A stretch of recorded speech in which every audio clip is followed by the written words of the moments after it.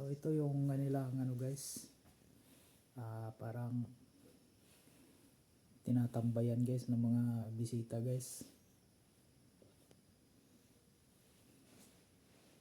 Ayan guys, tinatambayan ng mga bisita pag may mga guest guys. Tapos yun sa taas guys, ito may danan dito guys. So ito yung mga tambayan guys, kainan guys. So yan guys, oh. So napakaganda guys, tsaka napakalawak.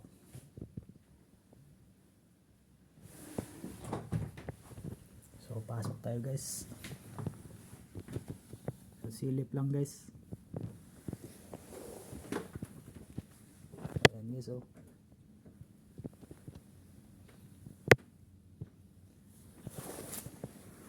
So baba na tayo guys.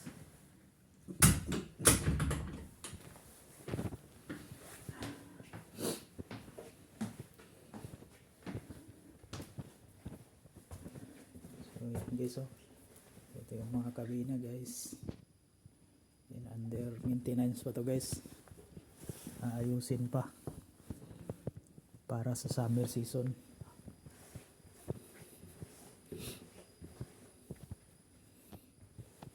Yan guys.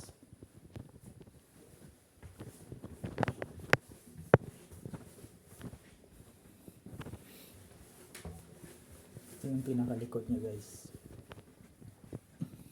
Yan. Yan sa likod guys. So, pwedeng bumaba dyan yung mga guest para dyan sila mga ano, sakaling gusto nila mag swimming sa dagat guys.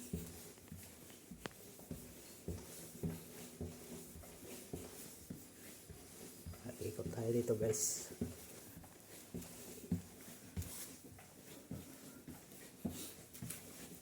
Tingnan naman dito guys, meron din sila dito. Yan guys, may sa baba rin sila guys.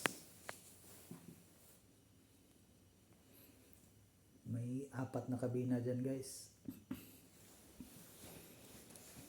Bago 4 rin dito guys sa baba. Cabin.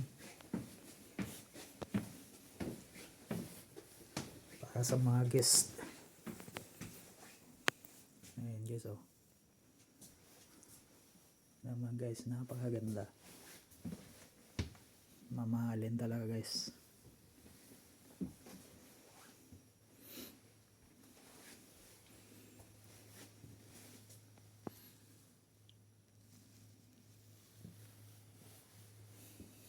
Ayan guys.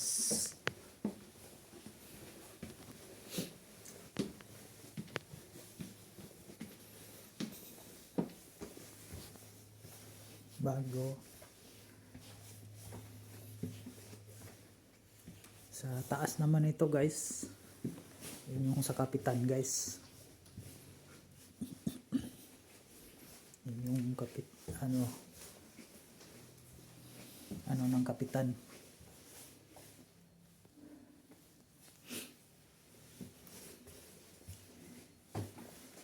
Tapos yung mga laundry naman guys, nandito guys, oh. So yan guys, dami guys. Yan, nakatambak pa yung mga ano guys, mga labahin. So pagdating ng mga Pinoy dito guys, ito yata yung trabaho nila dito. Pagbalik ng mga Pinoy guys. Dito naman sa baba, dito yung mga kabina namin guys, ng mga crew. Ito yung CR. Ito yung mga kabina guys, oh. Tapos may isang CR dito guys. Dito, isang CR dito. Yan guys, dito madilim. Ayan siya guys. Para sa crew lang yan guys. dito.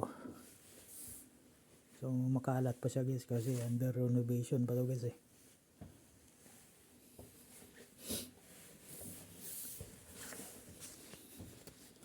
So yun lang guys, pasilip ko lang kayo sa bago kong sasampahan guys. Maraming salamat sa panonood guys. Hanggang sa muli.